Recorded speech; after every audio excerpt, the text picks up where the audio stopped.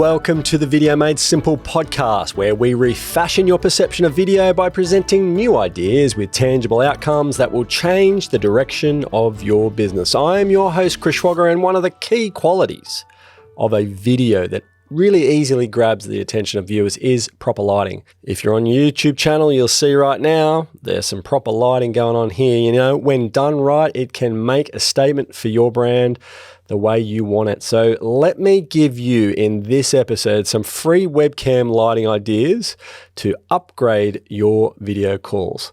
Now, if people can't see you on camera, then it's a pain. And you might have experienced this if you've gone on a video call to only find that the recipient is in silhouette. It's not very interesting, is it? Lighting allows you to set the mood of the video. In films, it's how you set the atmosphere and the sense of meaning for the audience. It's mostly the same with setting up your video call. When you're sitting in the dark, what does that say about you? When your lighting is crap, people can't see anything clearly, and you really do run the risk of losing attention.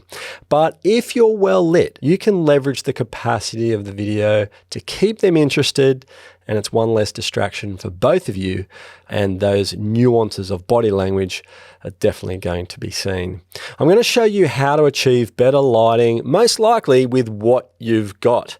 Now, number one, you can use daylight coming through blinds. The caveat to all of this is that if it's coming over overcast or the sun's piercing through, you do not want to compete with that. It will slow you down because it changes all the time, and those variables can be quite distracting for the recipient.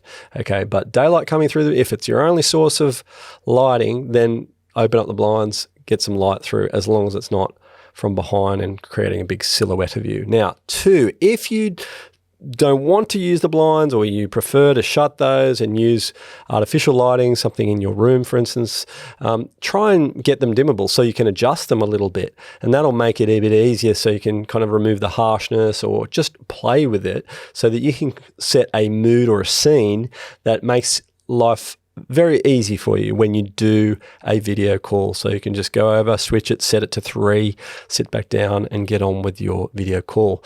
Number 3, if it can be movable, then that's really great. The premise of having things movable is to try and just move it once, set and forget. Leave it alone. The more adjusting and continually making modifications to it, the more you run the risk of spending all your time on those technical variables, making adjustments, trying to get the improvement, trying to better it, and less time on the things that are really important to you in your business, and that is doing your job, doing what you are paid to do. Look, number 4, make it consistent. Whatever you do with your lighting, just do it once and you don't have to adjust it all the time. This is so important in our DIY video program. It's something that we really focus on for our clients. We don't want them to do anything more than they need to, right? So get a setting and stick with it. Keep pressing the importance of this, but it's so interesting that people can get bogged down with these variables, and it really does get away from them, and all of a sudden the day blows out or their meeting blows out because they're constantly doing these adjustments and they're never able to get it right. Number 5, if you only have your computer monitor, you can actually get a bit of bounce, particularly if you've got a large monitor, like a super bright Mac or something like that. You can get a lot of bounce from that, right? So people telling you, don't use your monitor as a light source. Well, if it's your only light source, then yeah, do it, because it actually can create a little bit of soft fill on your face, which is better than nothing, right? It's not going to compete with daylight or anything. It's a low light source, right? So it's not going to be great, but it may just give you a little bit of soft fill on the front of your face. There's nothing worse than having people in silhouette, right? If you can just provide a little bit of light on your face, that can be just enough to keep things going. Now, the problem with having your screen as the light source, you don't want to be flicking around and changing screens all the time, because obviously that will change the light source on your face.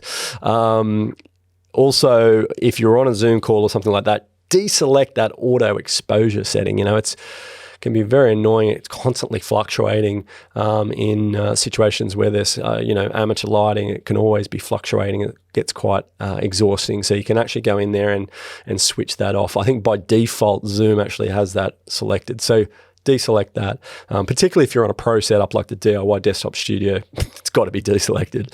Otherwise it'll just make a good system look shit because those adjustments are already been made continually. So that can be annoying. Switch it off, but also have your consistent lighting from your display. Number 6 and final point: if you have a light behind you, like that harsh sunlight that I'm talking about, are you able to turn your laptop around so that that light is facing the front of you? Okay.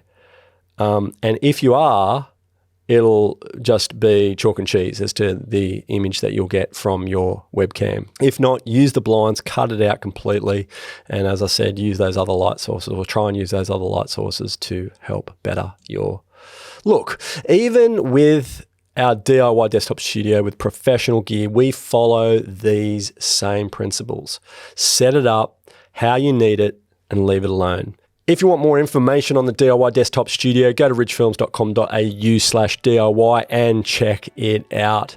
With proper lighting, you will keep things far more interesting, and you also make sure people remember you. If you want more lighting information, then be sure to subscribe to this channel where you'll get weekly Video Made Simple ideas to present your videos like a pro. That's all for this episode. Thanks for listening and see you next week.